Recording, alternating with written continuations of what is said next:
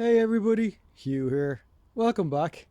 Well, this is the start of February, the first weekend of February, so it is time to do a courtyard tour. And my goodness, are things moving along at a pace here. You can see we've got the staging area, and we'll take a closer look at that. We've got down near the pot pond area, that's down there, and again we'll take a look and see what's going on there or not. And then over here, and sort of haven't given it a name yet, have we? But it is like a shade area. It's probably the lowest light levels that we actually get. So we'll take a closer look at those areas. We might have a guest appearance or not by Smudge the cat.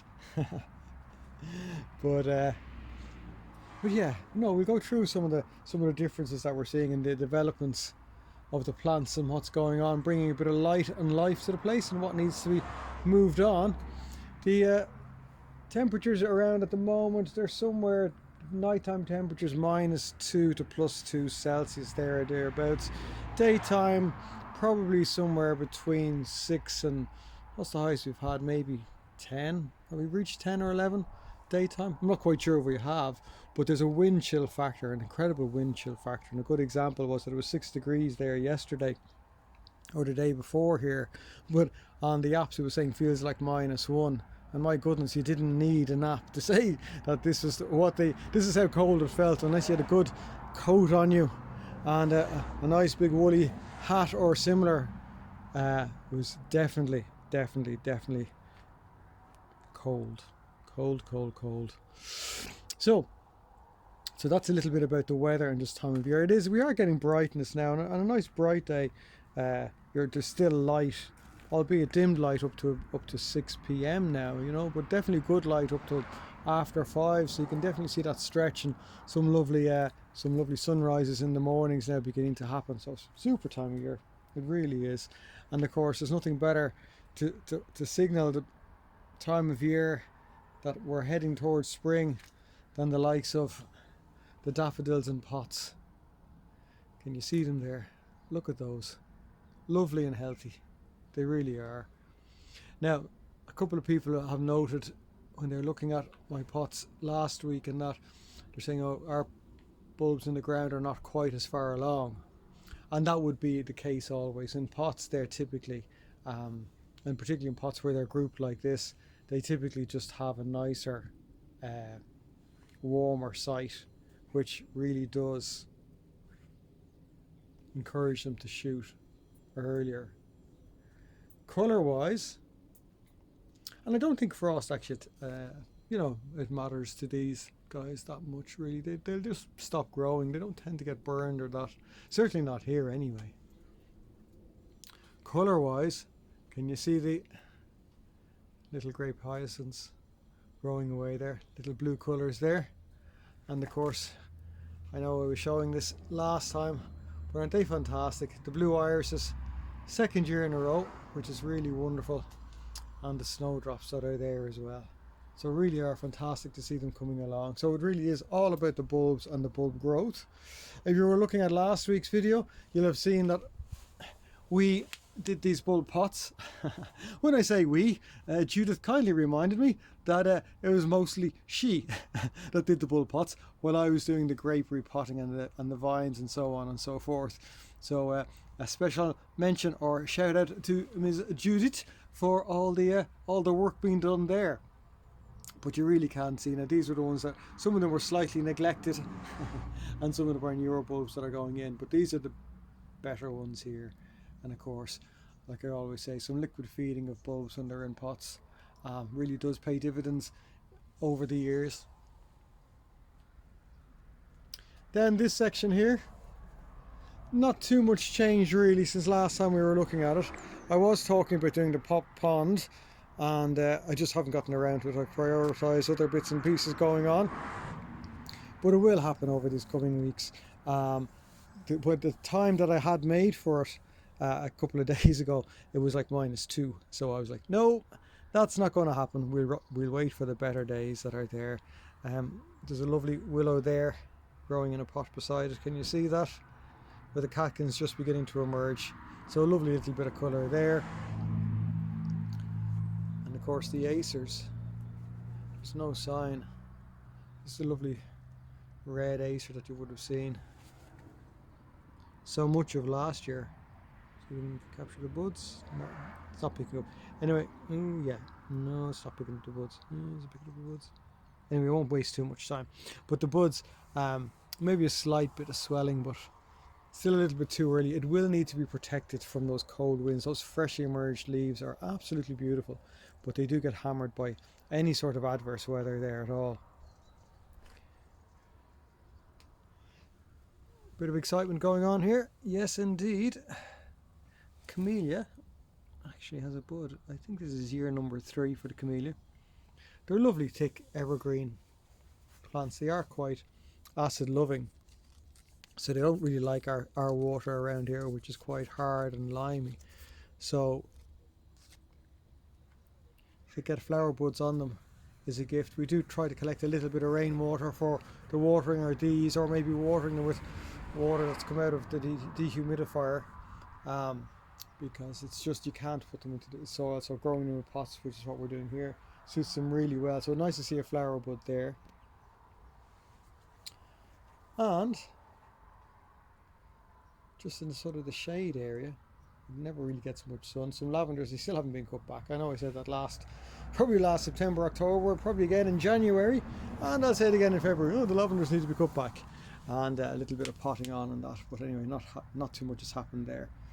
But what I do want to show you are these guys. The latest acquisitions to the courtyard. Aren't they great? These were all going for half price about a week ago. There or thereabouts. So when I was looking at them first, there's a big pallet of them there, and I didn't see the half price piece. And I go, oh yeah, no, they're quite nice, you know. And then I was getting up and it said 50% off the price. It said 50% off. So I was looking at the price going, I wonder, is that the price with the 50% off? So I went and asked one of the people that work there, and they were like, no, it's 50% off that price. Well, you never saw somebody get so excited. I was like bounding around like a young spring lamb, I can tell you. And they're saying, oh, we'll get some of these, we'll get some of these. The tutor was like, maybe 3's enough, maybe we should stop now, Hugh. I was like, oh, okay. But honestly, what did we pay? 30 euros, I think, for the 3 of them. And they're smashing. Smashing colour, smashing effect. And they're a nice size for what we're doing with our plants. They look very well in the staging area or thereabouts, with plants sitting into them, won't they? Like, and that's a big heavy beast of a pot. It really is, and it's just such a lovely size. So anyway, that was a bit exciting, that has to be said.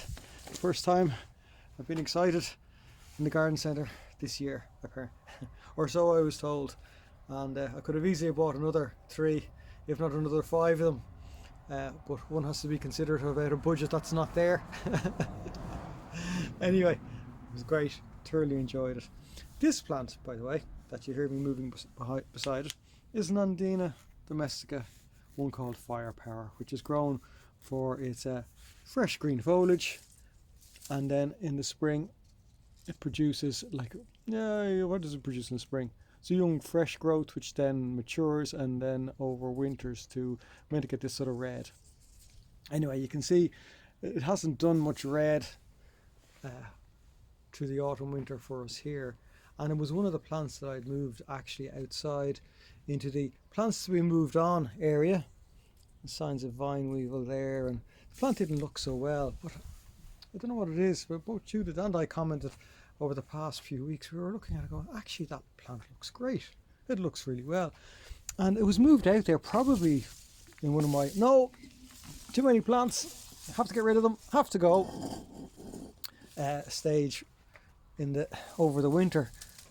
And honestly, it's like, oh, that plant looks very well, so that's not going anywhere.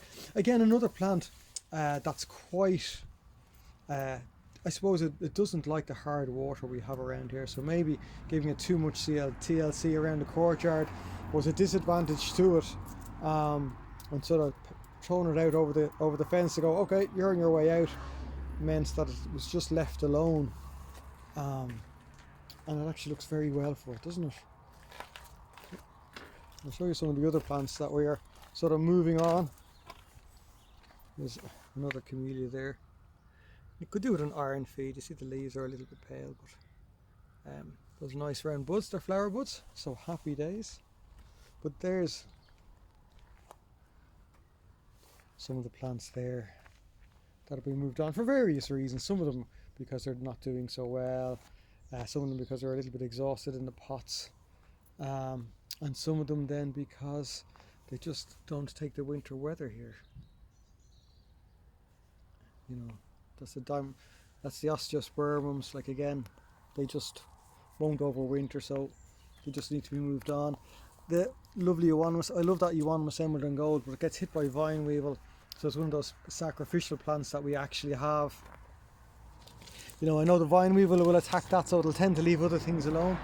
Some ivies that have been in pots now for, they've probably been in that size pots there for about 3 years, so see if we can give them better homes to go to. And that poor plant there again, I'd say vine weevil is playing a big part in the Photinia. It's a little called little red robin. You can see it's just like, ah yeah, sure, look, there's no roots in that. It's been well eaten by vine weevil, and they'll do that. The vine weevil are little weevils that'll eat away at plants under the soil, particularly plants that are in pots, and particularly plants that are in peat-based compost, which is what the plants are in when they come from the garden centre. So they don't, some of them don't really stand a chance. Some tulips, a mixed pot. There's a pot lasagna there. So anyway, it gives you a flavour. The plants themselves, some of them are actually reasonable enough, but overall, just in preparation for some more purchasing in the spring, doing some clearing out, passing on, moving them on to others.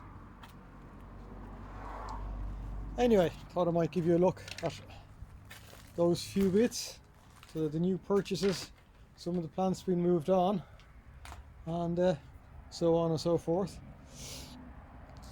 Meantime, we're going to have a busy couple of months ahead, that's for sure.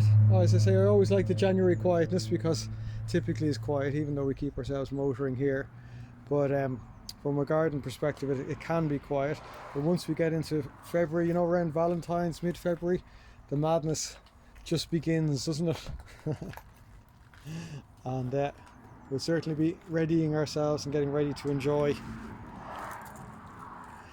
Meantime, take care there. Do look after yourselves, and let me know how you're getting on as the spring approaches. I shall talk to you on the next one.